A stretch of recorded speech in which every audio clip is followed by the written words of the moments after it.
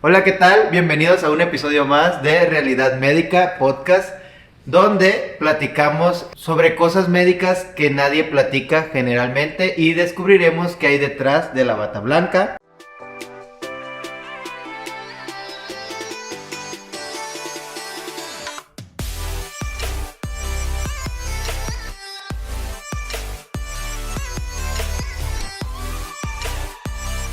Hoy tenemos un gran invitado, el doctor Ramiro, que la verdad me siento pues emocionado de tenerlo aquí presente. Y pues nada, muchísimas gracias por acompañarme, por estar aquí en la plática. Y pues si gusta presentarse para que la gente lo conozca, lo ubique como tal. No, muchas gracias por la invitación. Sigo por ahí los clips en TikTok, gracias, los videos, entonces igual es un gusto estar aquí. Y soy Ramiro Esparza, soy médico internista, especialista egresado aquí de Guadalajara, estudié aquí, y soy maestro en educación médica. Dentro de mis actividades me gusta mucho compartir cosas en redes sociales, porque pues me gusta leer mucho medicina, me gusta mucho la medicina y trato como de compartir ese gusto o amor que tengo por la medicina a las demás personas. Pero gracias por la invitación. Pues bueno, le comentaba previo a la plática que yo creo que es bastante complicado para muchas personas, la verdad, estar actualizándote tanto. Sabemos que la medicina es como, sí, nos estamos actualizando, vamos a congresos, ya ve, y pues muchas cosas, pero de las personas que yo sigo en redes sociales, creo que usted es de las así como que más te muestra las bases de dónde saca las cosas y las aterriza de una forma que creo pocas personas lo pueden hacer para que otras personas entiendan, tanto médicos como no médicos, ¿no? A veces sirve la información para el público en general. Vamos a poner las redes sociales también del doctor más adelantito para que también lo siga, pero primero y antes que nada le voy a hacer la pregunta que le hago a todos mis invitados, Doc. ¿Por qué quiso usted estudiar medicina? Pues siempre me gustaron las ciencias biológicas desde la preparatoria. Era un poco nerd en la preparatoria, después se me quitó, pero en la preparatoria sí era. Y me gustaba mucho el cuerpo humano. Mi mamá fue enfermera del IMSS. Okay. Entonces ella siempre me dijo que estudiara cualquier cosa menos medicina. Entonces, fue una combinación de entre llevarle la contra a mis padres y dos, conocer más del cuerpo humano. Siempre me ha gustado.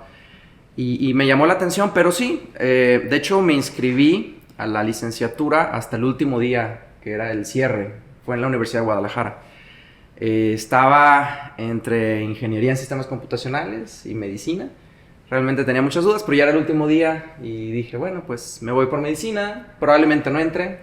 Es muy competido el examen. Dije, pues no voy a entrar, entonces a lo mejor un año más y lo pienso. Y pues hice trámites. Afortunadamente, ya en retrospectiva, pues sí quedé. Y así inicié en este mundo. Oiga, Doc, y por ejemplo, dice que usted, pues, y la verdad sí da una apariencia así como de nerd, pero... No soy. No soy nerd, pero subo artículos todo el día. Son los lentes. Sí, son los lentes. Dice. Oiga, pero ¿usted creía que no iba a quedar, sí, a pesar que la prepa la hizo en UDG? No, la hice en un colegio aquí en Guadalajara. Pero pensé que no iba a quedar porque en ese entonces mi autoestima no era tan buena. Entonces uno estaba lleno de dudas, decían que el examen era muy difícil. Y pues especialmente cuando uno es joven no confía tanto en sí mismo, no conoce la realidad y pues yo pensaba que probablemente no. ¿Y le fue muy mal o sí le fue bien? Me fue bien. Entré y probablemente los primeros 3 semestres de la carrera prácticamente cada mes pensaba en renunciar y sí dedicarme a ingeniería en sistemas computacionales. ¿Por qué? Pues al inicio no era lo que esperaba. Probablemente ya entrando a la carrera yo pensaba que iba a tener contacto con los pacientes, que iba a haber patologías, un poco más de contacto humano, pero los primeros semestres, al menos en esa universidad y la mayoría de México, los primeros semestres son ciencias básicas. Ajá. Es bioquímica, biología molecular, anatomía, histología. Entonces al inicio pues sí fue como un choque el esperar ver pacientes, encontrar enfermedades, todo, y encontrarse con que primero hay que saber las bases. Y tiene sentido Ajá. Ese abordaje, aunque otros países ya las carreras de medicina ya hay una exposición a pacientes desde el inicio. Entonces ya hay unos países que dicen, no, pues que desde el inicio vean pacientes a lo mejor con alguna cardiopatía y revisen anatomía del corazón, fisiología del corazón y todo. Pero aquí no fue así, en mis tiempos no fue así, y pues sí fue complicado eso. Pero de manera curiosa, conforme vi esas ciencias básicas, me empezó a gustar más. Y empecé a ver que definitivamente el saber bioquímica te permitía entender por qué se presentaban ciertos signos y síntomas en las personas. Empecé a ver por qué, si había cambios en la fisiopatología, tú pedías ciertas pruebas diagnósticas o dabas ciertos tratamientos. Entonces, lo que al inicio fue un rechazo, después se convirtió en algo que me gustó, el tratar de entender por qué se presentaban las cosas. No simplemente, está tosiendo el paciente, sino por qué está tosiendo, o sea, qué nervio craneal está afectado, qué está irritado. Y a partir de ahí le fui encontrando como ese gusto mayor a la medicina. Y en el periodo de universidad, para usted, ¿fue en general fácil o difícil? En el aspecto académico creo que no fue tan difícil, pero en cuanto a salud mental sí lo fue. ¿Sí? ¿Era muy competitivo sí. o por qué? No, en el aspecto personal. Como comentaba, fue una época donde probablemente no había trabajado tanto mi persona. Ajá. No tenía tantas herramientas para lidiar con la ansiedad, un poquito el estrés, cuestiones sociales, y fue un poco complicado en ese aspecto. Creo que se hubiera resuelto yendo a terapia de manera temprana. Inicié terapia muy tarde probablemente, sí, okay. Pero fue lo que lo hizo difícil. Había exigencia, por supuesto, pero como le empecé a agarrar ese gusto, a pesar de esa exigencia que había, me gustaba. Entonces, pues leía con gusto. Y más porque empezaba a entender cosas que antes no sabía. Entonces llegó un punto probablemente de tercero, cuarto, quinto semestre, donde descubría tantas cosas nuevas que yo no sabía, que empezaba a devorar más los libros. O sea, es como, es que ahora esto explica esto de aquí, es que la uña crece, no sé, 1 milímetro cada mes, cada 3 meses, no sé, o sea, ¿por qué sale esto? ¿Por qué los ojos pueden cambiar de color? Entonces, el entender ahora sí cómo funciona el cuerpo humano fue algo que me fue gustando, y poco a poco encontré ese amor por la carrera. Oiga, Doc, y creo que usted imparte mucho lo que es la maestría, bueno, ser maestro, enseñar, le gusta mucho enseñar, pero en la parte del profesor, a veces no encontraba, o en ocasiones no encontraba como deficiencias que usted, por ejemplo, dice, leía muchos libros y leía mucho y quería saber mucho, que usted, por ejemplo, le preguntara a su maestro y ese maestro no le diera la respuesta que usted buscaba. Yo era muy introvertido, entonces no participaba mucho en clase, y eso me afectó en calificaciones. Entonces, lo que me ayudaban eran los exámenes y esas cosas. Me faltaban muchas habilidades sociales. Pero no, de hecho, tuve grandes maestros. ¿Sí? Varios en patología, en fisiología. O sea, sí, tuve la fortuna de tener grandes maestros en la Universidad de Guadalajara. Aprendí mucho de ellos. Me hubiera gustado aprender más y relacionarme y socializar más con ellos para aprender pues más cosas. Pero entiendo que esa fue una etapa de mi vida, que así pasó. Y está bien, aprendí lo más que pude. No era buen alumno, de hecho, probablemente los primeros 2 semestres faltaba mucho a clases, por el aspecto también social. O sea, yo era como que me encerraba un poquito más. Ya a partir de quinto o sexto semestre ya me fui abriendo, ya conocí a muchas personas, busqué ayuda también con otras personas, aproveché más la universidad, todo. Entonces, ¿sí? Empezó a llevar progresivamente. ¿No? Así nomás hasta después, que se abrió al mundo. Fui abriéndome al mundo, aprendiendo un poquito más. Platicaba el doctor Hugo en uno de los podcasts pasados. Él entró a nutrición primero. Sí. Y decía que pues estaba pues muy quieto el salón, y que entra a medicina, y así en palabras de él, que era un desmadre, o sea, que aventándose papelitos y no sé qué, cosas como él imaginaría, y él tenía una imagen de, no, que los médicos, su escuela estudian mucho y no sé qué, ¿no? Entonces dice que se dio así como que Claro. una realidad diferente a la que él imaginaba. Y creo que en la mayoría de las universidades, pues digo, yo soy de la Universidad Autónoma de Sinaloa, sí es un ambiente más relajado, creo yo, que lo que las personas pueden imaginar. Y en cierta forma, muchos, a todos a los que han venido, les he preguntado cómo se les ha hecho la universidad y me han contestado que no tan difícil. O sea, a la imagen que tienen las personas, ¿no? O sea, yo pienso que es porque nos gusta, le agarras el amor y vas sobrellevando las cosas, así como usted dice.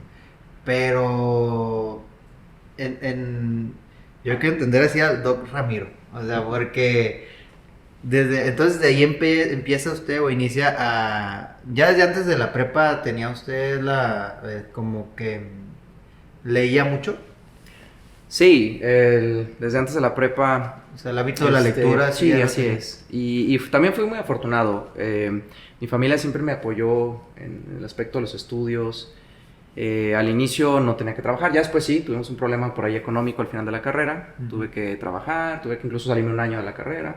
Pero antes de eso siempre tuve el apoyo de mi familia, papá, mamá.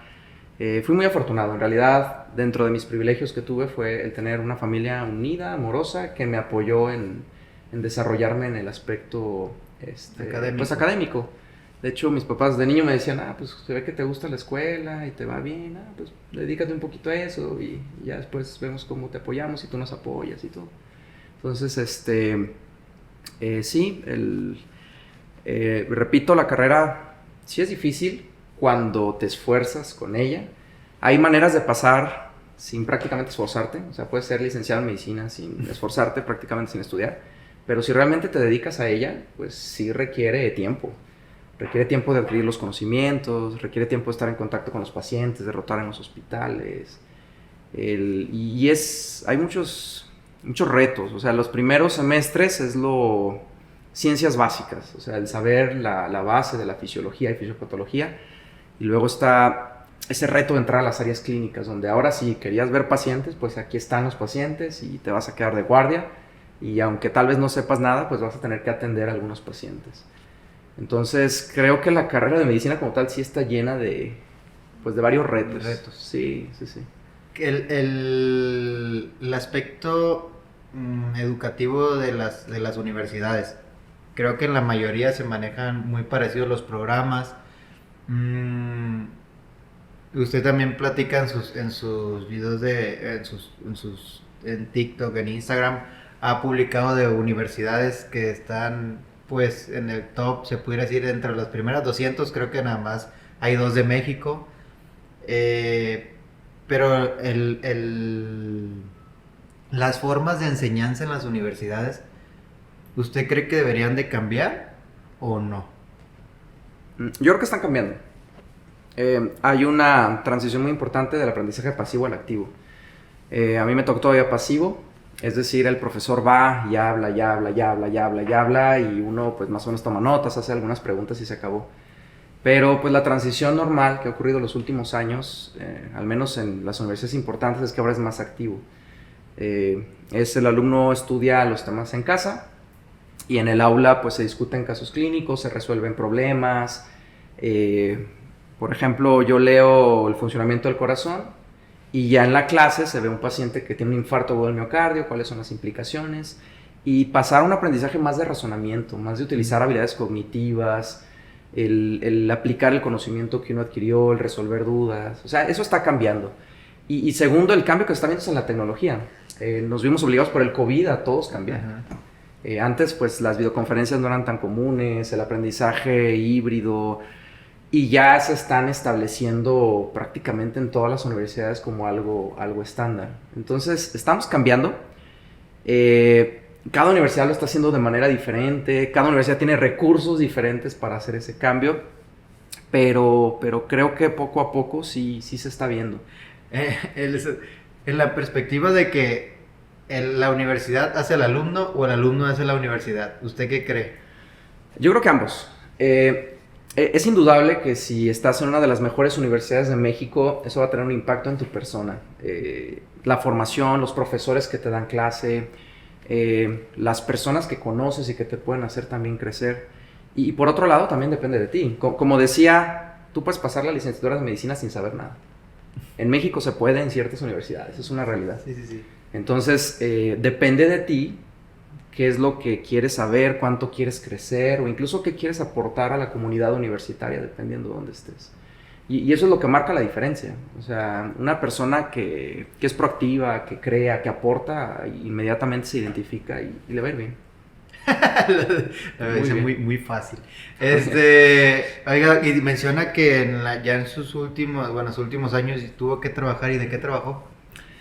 Tuvimos un problema familiar. Ajá. Por ahí perdimos la casa, unos problemas ahí económicos. Fue, si no me equivoco, al final de la carrera. Entonces, pues todos nos pusimos a trabajar. Yo, una parte fui cajero, otra fui profesor de una universidad, por cierto. Di clases de medicina basada en evidencias. ¿Sí? Que me encanta, me sirvió mucho, aprendí mucho. Pero sí, fue un año que me desconecté completamente de medicina. De hecho, en ese año replanteaba si iba a seguir estudiando medicina o mejor cambiaba completamente, pues, ¿Usted mi proyecto de vida. ¿Cómo pides un año? O sea, ¿nada más te sales? Terminé medicina, fue justo después del servicio social. Entonces, okay. ese año no apliqué al nacional y me esperé un año para aplicar al siguiente. Y va. ese año duramos con problemas económicos probablemente 2 años y medio, que fue, 3 años internado, servicio social y ese año que me esperé. Entonces, mientras conseguíamos casa, mi papá construía algunas cosas y le ayudábamos y más o menos nos estabilizábamos, pues sí, fueron 3 años nada más un poquito complicados y ese año, pues sí, completamente alejado de la realidad médica, separado completamente. Pero ese año me sirvió mucho porque revaloré medicina y me di cuenta que realmente era lo que quería. Y después me arrepentí de haberme esperado un año para presentar el nacional. Dije, lo hubiera presentado mejor y en la residencia aportaba más económicamente. Pero me ayudó mucho, crecí mucho en el aspecto de salud mental también. Yo como persona ese año me ayudó y al final creo que me hizo bastante bien. Pues exponerse ante un grupo, ¿no? Me imagino el contacto con las personas del grupo y... Sí. No ha de ser fácil dar clases, ¿no? No sé. Pues los muchos o pocos años que tengo, le he dedicado muchísimos a la enseñanza. Ajá. Y particularmente me gusta dar clases porque cuando doy clases trato de simplificar las cosas lo más posible.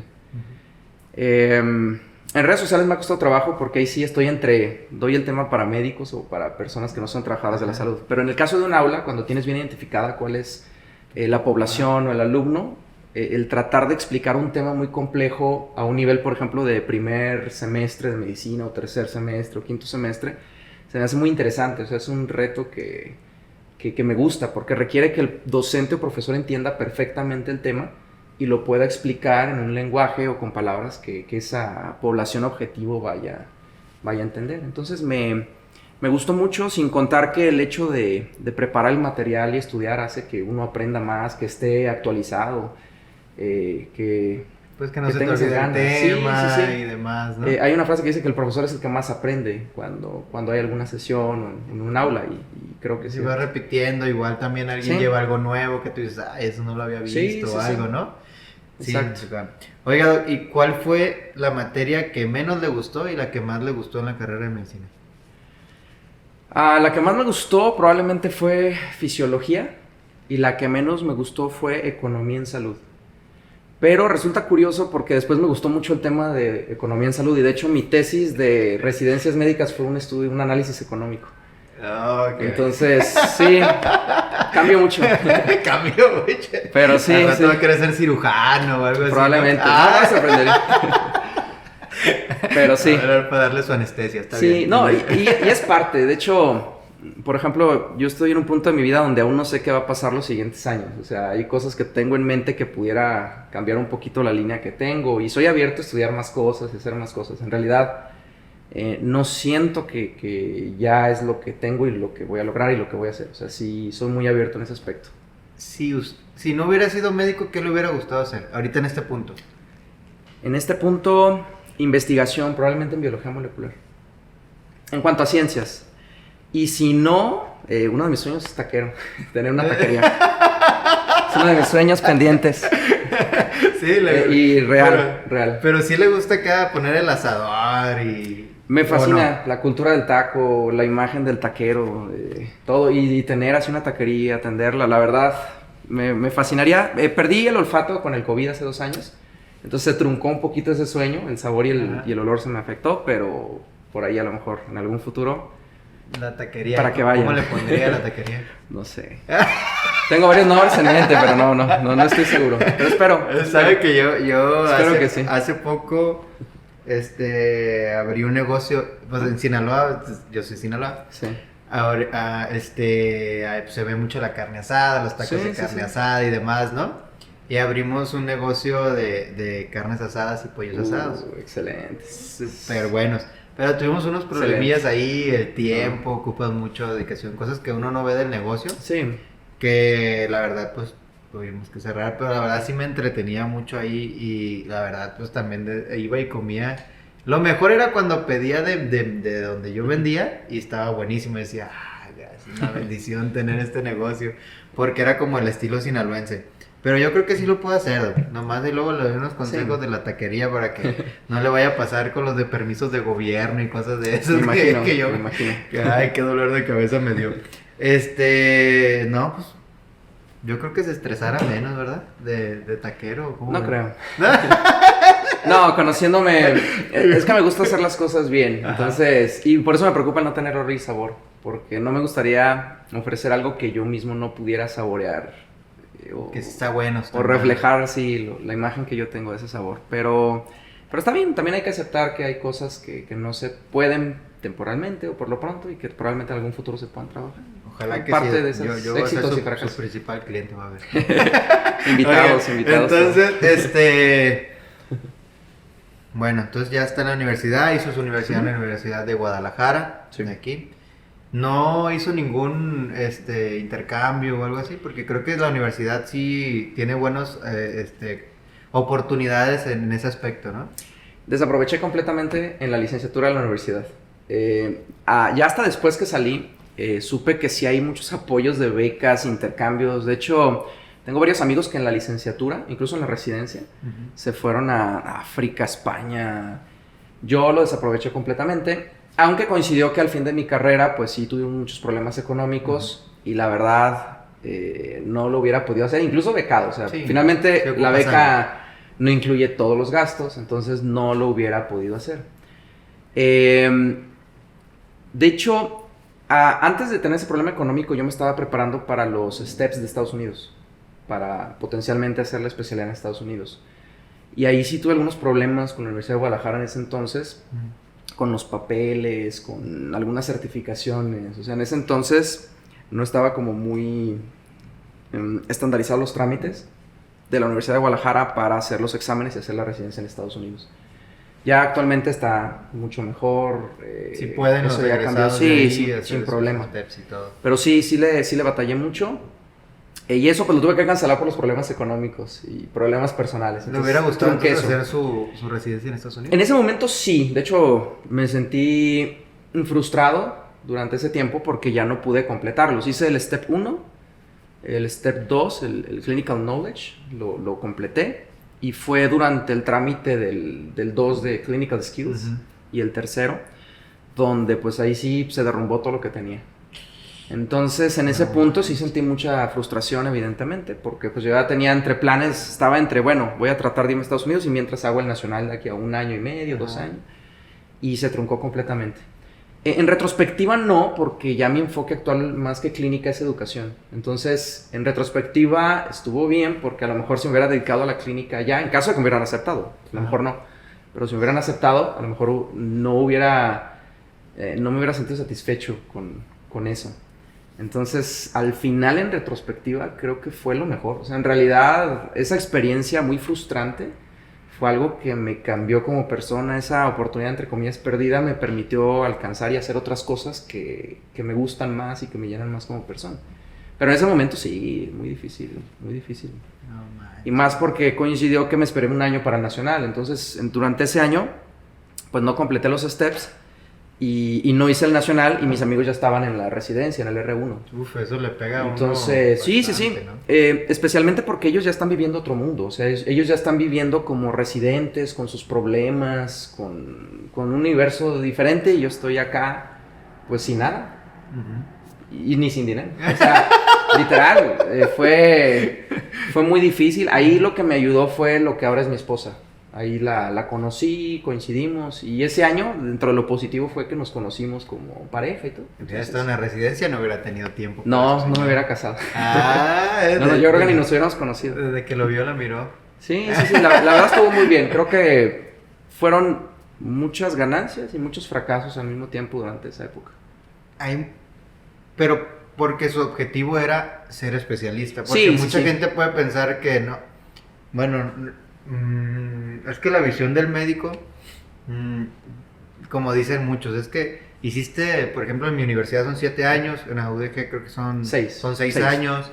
Entonces estudiaste en una licenciatura como tal, o sea, puedes vivir de médico general. Claro. Pero en ocasiones o la mayoría de las veces uno tiene se puede decir que un sueño o un propósito, ¿no? Claro.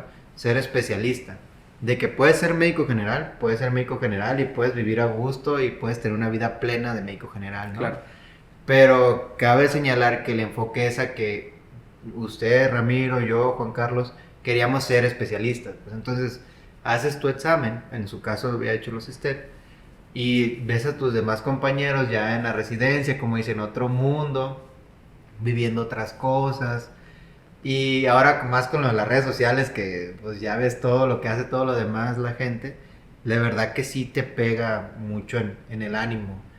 Yo también, yo pasé hasta mi segundo año en el examen nacional de residencias.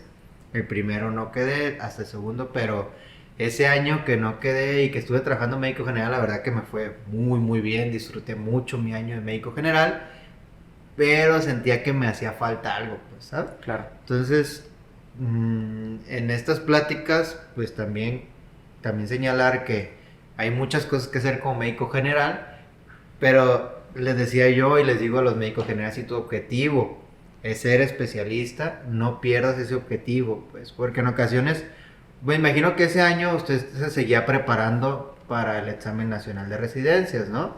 O sea, leyendo, me imagino, no sé cómo sería su aplicación, pero a veces nos enfocamos más en el trabajo o en el dinero, como dice, si nos hace falta el dinero, si ya tienes hijos y demás, pues a lo mejor son otras situaciones. Pero en realidad, si no vas a vivir a gusto, mejor luchar por tu sueño como tal, ¿no? Sí. Yo creo que en la licenciatura nos dejan implícita la idea de que tienes que ser especialista, pero ese tipo de decisiones van más allá y van más en relación a lo que tú quieres como persona, o sea, tu proyecto de vida. O sea, si en tu proyecto de vida te ves como especialista, está bien, como médico general está bien, como un posgrado está bien. Si decides no ser médico, también está bien. O sea, finalmente es las circunstancias con las que nos enfrentamos y lo que nosotros queremos. En mi caso yo sí quería medicina interna porque era la rama que más abarcaba áreas médicas, áreas clínicas, veía todo de manera más integral, que era lo que me gustaba. Ajá. Entonces, aunque todos me decían, no, te va a ir mal, internista, no lo hagas. Pobre. Sí, las maruchan. Que me encantan las maruchan, ¿eh? Eso sí es cierto. Es un requisito, Sí, gusta, ¿no? sí. En el checklist de... La verdad sí, y son deliciosas. Pero era la que me gustaba. Y de hecho, si yo volviera a hacer alguna especialidad, sería medicina interna. Es lo que me gusta. Pero también en algún punto pensé estar como médico general y hacer un posgrado en biología molecular, o sea, y dedicarme a investigación. Ese antecedente o bagaje de ser médico y en biología molecular me ayudaría como a enlazar esa parte de ciencias básicas con lo que ya sé de pacientes y todo. Entonces hay muchos escenarios muy, muy interesantes, la verdad. Depende más de cada persona. Eso sí. Pero en mi caso sí, medicina interna es la que me gusta. Oiga, Doc, y luego, pues ya pasa la etapa de, bueno, la universidad. Usted que tiene, obviamente hay estudios de universidades y demás, pero centrémonos, por ejemplo, aquí en las universidades de Guadalajara, bueno, en las de México. usted en grado caso que tuviera un hijo y tuviera la oportunidad, o que él quisiera estudiar medicina y usted tuviera la oportunidad de meterlo en cualquier universidad, ¿en cuál usted lo metería? Pues hay dos alternativas. Por ejemplo, yo estoy dando clases en la Universidad de Guadalajara. Okay. Entonces, bajo ese aspecto, a mí me gustaría que estudiara donde yo estoy dando clases, como para ser congruente entre lo que hago y lo que pienso. Okay. Caso contrario, la metería en algún top 3 de universidades, ¿Sería? después de un análisis así muy minucioso, pero el top 3 actual, por ejemplo, pues sería Tecnológico de Monterrey, Universidad Panamericana y de San Luis, si no me equivoco. Por ahí hay varias, Anáhuac es buena, pero, o sea, el enfoque sería, uno, donde yo estoy laborando, o dos, alguna donde esté así. Y finalmente, el tercer punto sería, pues, donde ella quiera. O sea, a lo mejor dice, yo no quiero ni esa, yo no quiero de ahí porque tú estás dando clases, pues, donde ella quiera. En caso de que quiera ser médico. En caso de que quiera ser médico. Sí, pues si le pregunto, es como hacer la pregunta más emocional, pues, porque si le digo, a lo mejor nomás bases en los números, se va a decir, no, pues es que en las primeras 3, ¿no? Pero claro, existen, yo creo, otros aspectos, por ejemplo, a tomar en cuenta, ¿no? No. De entrada, la cultura de la universidad. Cada universidad sí tiene un estilo diferente, una exigencia diferente, un medio diferente. Entonces, sí, sería después de un análisis muy minucioso, ir, preguntar a las personas que han egresado de ahí, y finalmente ver qué es lo que se acopla mejor, por el caso de mi hija, con su personalidad y con lo que ella quiere. O sea, finalmente, repito, más que nada es como ver cuál es la escuela que más se adapta a tu proyecto, plan de vida y a tu personalidad. Creo que sería la clave. Numéricamente o con datos duros, pues sería el top 3 o donde yo doy clases, pero ya finalmente esa decisión pues va a depender de eso. ¿Y la Universidad de Guadalajara ahorita usted cómo la ve? Para medicina, porque pues está es muy sencillo. Si tú realmente como estudiante le quieres sacar provecho, increíble cantidad de profesores que están ahí, de becas, de oportunidades de intercambio. O sea, si realmente la quieres aprovechar, tiene muchos beneficios que pocos alumnos de hecho saben, muy pocos. Pero para aprovecharlos, pues sí te tienes que esforzar mucho. O sea, es de tener buenas calificaciones, de prepararte bien en el idioma inglés, que no todos lo tenemos, o sea, no todos lo tenemos así trabajado. Y o sea, esforzarte, o sea, sí estar, sí dar el máximo. Si no, probablemente se va a desaprovechar. O sea, es una universidad que si no te esfuerzas, nadie te va a exigir. Entonces, si no te vas a esforzar, nadie te va a exigir y pues te vas a mantener así, más o menos. Entonces, ahí sí es una universidad donde el alumno es el que marca la pauta. Oiga, y ahorita, me gustaría hacerle una pregunta más adelante, pero ya se da el tema ahorita.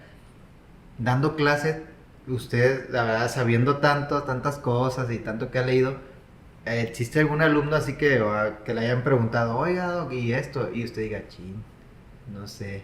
Pero ¿qué le contesta? O sea, le dicen, lo vamos a leer, lo vamos a buscar, no sé, así tajantemente, ¿o qué les contesta? Bueno, de entrada, híjole, decir que uno sabe mucho está muy difícil en medicina, es imposible. Entonces, bajo ese contexto, realmente sí hay muchas preguntas que no conozco, hay muchos alumnos, la verdad, también brillantes. Me ha tocado ver alumnos extremadamente brillantes, que hacen excelentes preguntas, que se ve que saben, y en ellos, pues, no sé. Lo voy a investigar, hay que investigarlo, a ver qué encuentran ustedes, a ver qué encuentro yo. Pero sí es súper común, Y eso me gusta, o sea, finalmente es el hecho de que estás aprendiendo todos los días. Y es lo bonito de dar clases, o sea, que conforme vas dando clases te das cuenta de tus propias limitaciones y qué es lo que te falta pulir o qué es lo que te falta mejorar. Entonces, excelente. O sea, yo feliz de que todo el grupo esté investigando extra o esté haciendo preguntas o algo, o sea, porque finalmente es un crecimiento que sucede para todos nosotros en este proceso de enseñanza-aprendizaje. Sí, yo me daría, bueno, cuando tuve mi CR menos y también preguntaban pues muchas cosas, ¿no? Y yo, pues hay que revisarlo, así les decía, como la verdad que no recuerdo, pero lo revisamos, o sea, no podemos saber todo. Ajá, me agarras como en curva, pero mira, podemos hacer esto, pero hay que revisar realmente lo que se debería de hacer, ¿no? Claro. Entonces, pero sí me daba yo así como que no he leído ese tema, ¿no? Algo así.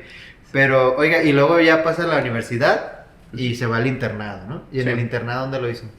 Lo hice en el Hospital 46 del IMSS. Bastante bien, aprendí mucho, mucho trabajo. Yo era el típico salado de la guardia, entonces ingresos al por mayor, sí, ¿no? El que más aprendió porque le tocó de todo, ¿no? Pues aprendí a tolerar la frustración, el estrés, la ansiedad, pero... Y ver pacientes también obviamente te hace aprender muchísima medicina, pero sí, muy difícil. Es un monstruo el Hospital 46. La verdad, muy grande, muchas camas, muchos pacientes, mucho todo. Pero el internado muy bien, la verdad lo disfruté. ¿Le tocó guardias muchísimo. ABC?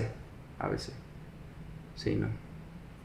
En la 46 hay preinternos también, ¿no? Sí, también hice el preinternado ahí. Hice el preinternado ahí, el internado. Es que en la Universidad todo. de Guadalajara existe un preinternado. Sí. ¿Que ese es en qué año? Si no me equivoco es en séptimo, no recuerdo muy bien, pero es pediatría y gine. Ah, ok.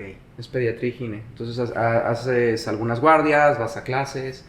Me parece bien, es un buen enlace entre el aula y el internado para agarrar un poquito más de A mí experiencia. también se me parecía súper bien porque ya no llegan en blanco para el internado, ¿no? Porque cuando llegas en blanco, Sí. pues usted sabe desde la solicitud hasta ver dónde están las cosas y eso, y ya haber estado previo y no sea tu responsabilidad, como que es un buen, Sí. es un buen inicio. De hecho, es una buena ventaja incluso para la residencia. Es entrar en el hospital que hiciste el internado. Si entras a la residencia, pues el periodo de adaptación se acelera, ya sabes cómo es el ambiente, conoces a las personas. Entonces, sí vale la pena, sí es una buena recomendación repetir. Oye, ¿y no le pasó nada así raro en el internado? Que haya pasado otro medicamento, cosas No, así.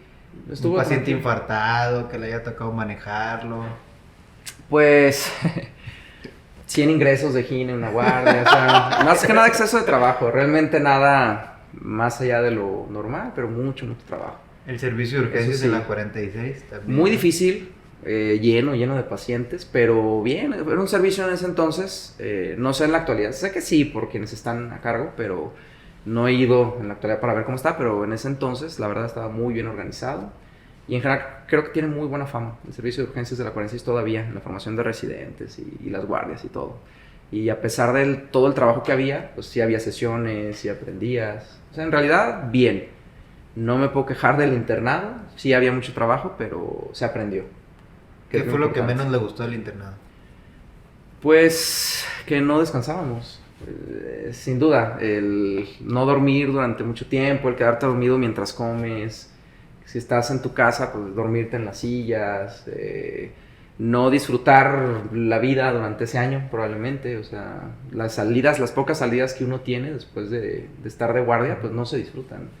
Entonces, ese año sí es muy pesado en el aspecto como persona, porque te la pasas viviendo en el hospital. Y me pasaba que a veces estaba en la casa y soñaba que sonaba la chicharra así de paciente en paro o algo y me levantaba. Entonces sí, muy traumático, muy traumático en ese aspecto. Es que sí. Más que la residencia, yo creo, el internado. Sí, y es que la 46 es un hospital. Bueno, hay muchos pacientes. Sí. ¿Y lo que más le gustó del internado?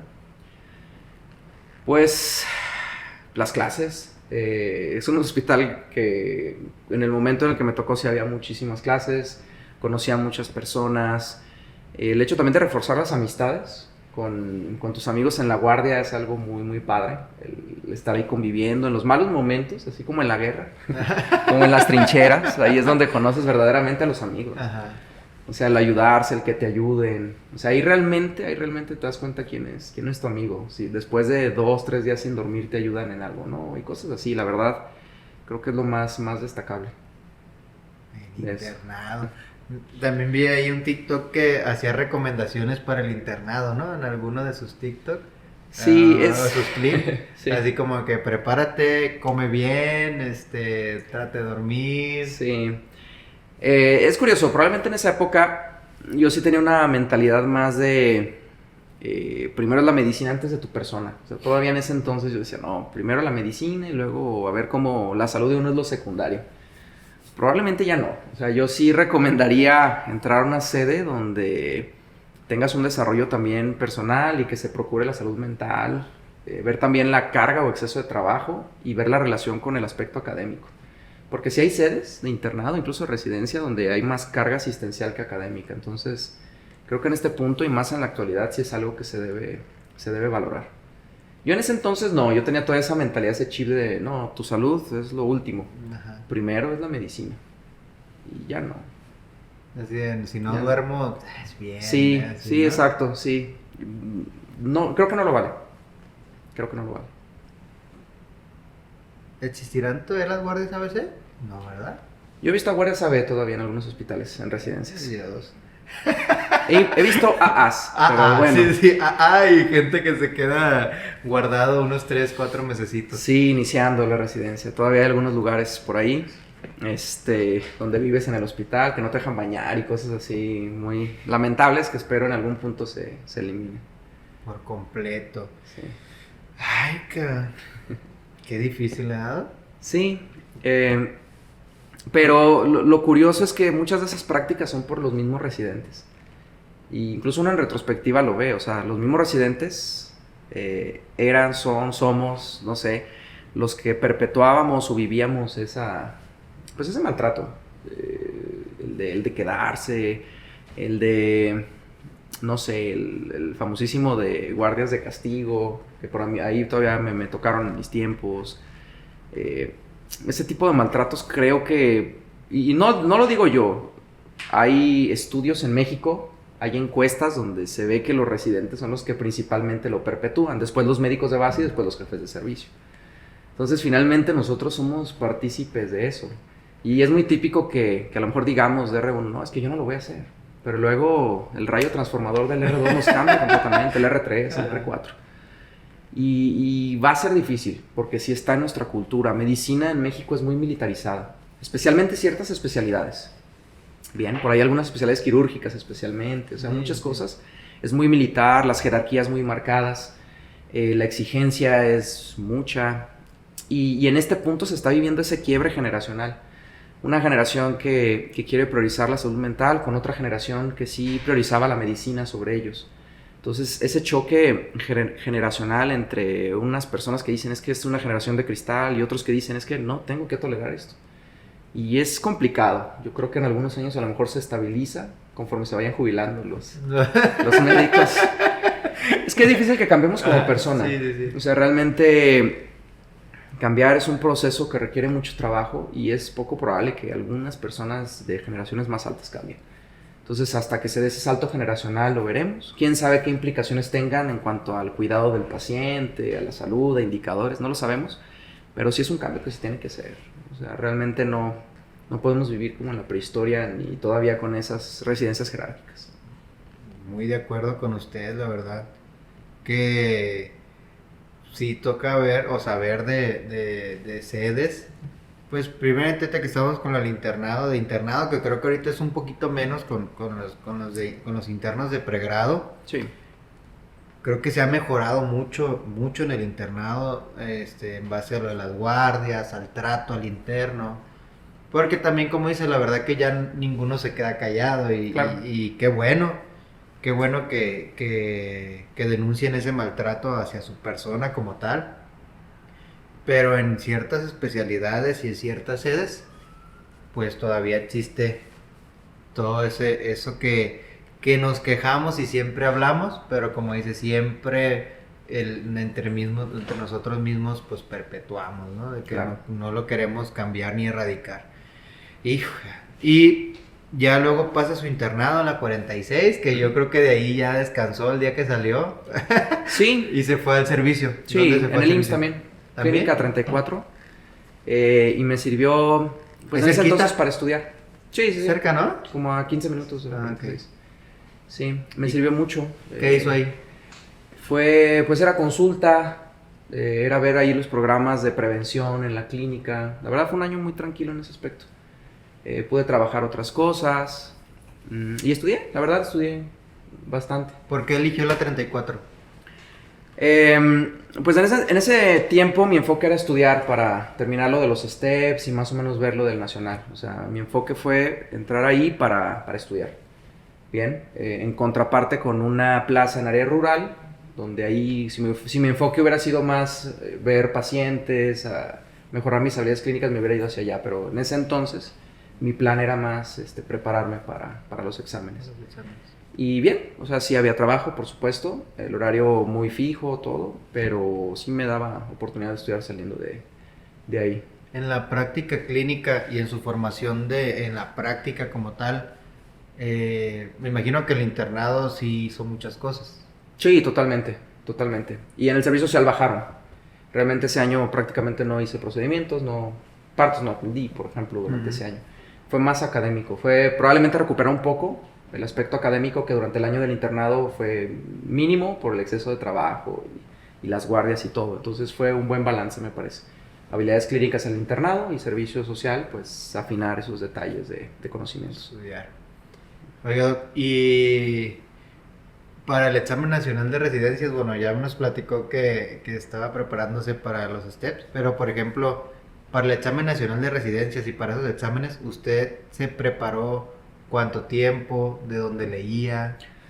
Pues como me preparé para los STEPS, la verdad muchos contenidos, especialmente el STEP 2, pues era lo del examen nacional. Ajá. Nada más las diferencias eran en cuanto a las prevalencias, incidencias mexicanas, algunos tratamientos. Y ese año yo estuve en el curso del doctor Prieto.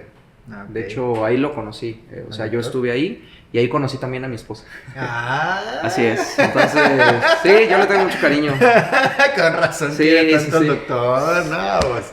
Al doctor, al curso, todo. Sí, no, pues es que ahí conocí a mi esposa. ¿Su señora también es médico? Ella es endocrinóloga pediatra. Ah, sí. Qué padre. Sí. Qué muy fregón. Clínica ella, muy clínica. Qué fregón. Y ahí nos conocimos. Entonces, muy bien. El servicio social ahí la conocí, me estuve preparando. ¿Hizo el curso del doctor? ¿Se preparó ese año del servicio social? Sí. ¿Hizo el curso del doctor ese año? Sí, ese año. Así es.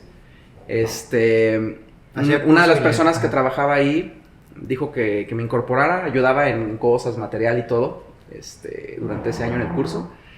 Y el punto es que más o menos como a los 8 meses, pues decido no hacer el nacional para dedicarme pues a trabajar, a ver algunas cosas y todo, y pues ahí dejé de ir pues, de prepararme. Entonces trunqué la preparación del nacional, yo creo que como unos 5 meses más o menos.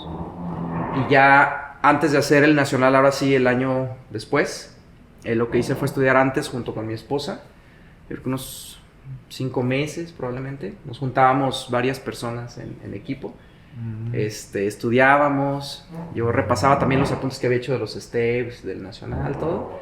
Y bien, de hecho sentí que me estaba preparando, ahí trabajaba ya con el curso del doctor Prieto. Como estuve ese año sin hacer nada, el doctor me dijo, pues vente a trabajar si no vas a hacer nada.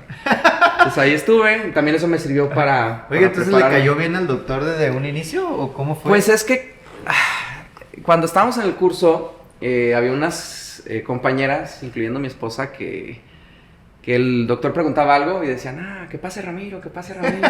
Y yo era muy introvertido y penoso y pues ya pasaba a contestar. Entonces de ahí como me echaban carrilla y me obligaban, pues ahí se conoció. Entonces la verdad me ayudó mucho ese lapso, también pues ahí trabajando, haciendo material. Y la verdad me preparé bien. O sea, para el nacional yo me sentí bien preparado con esos meses, con el trabajo que tenía, daba clases. Pero el problema con el nacional que tuve... Te invitamos a suscribirte para ver la parte 2 de este episodio con el Dr. Ramiro el próximo jueves, donde nos contará sobre su residencia y su experiencia estudiando una maestría en Harvard.